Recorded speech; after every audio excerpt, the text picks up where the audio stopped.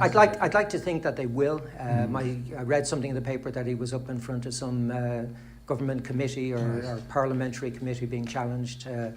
I wish him well. I think he's got his work cut out for him. I think, as I said before, I think KLM is a great airline. I struggle to understand why they needed to go outside of the group. I'm not being critical of Ben. When in Peter Elber, they had, in my opinion, one of the best CEOs in the industry.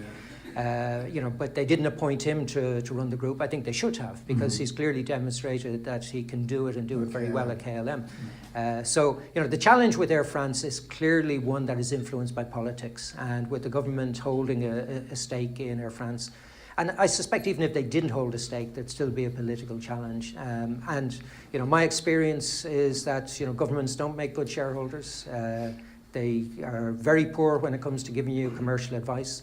So I've never listened to them, and quite honestly, in our industry, in the airline industry, it's such a challenging industry that you've got to be prepared to take tough decisions, and often those tough decisions will not be helpful or will be welcomed by governments. So I don't know Ben very well. I have spoken to him. I think it is probably a signal of change that they've appointed somebody who's not French, but I do wish him well, but I think he's got his work cut out for him. I think Lufthansa, are doing a good job.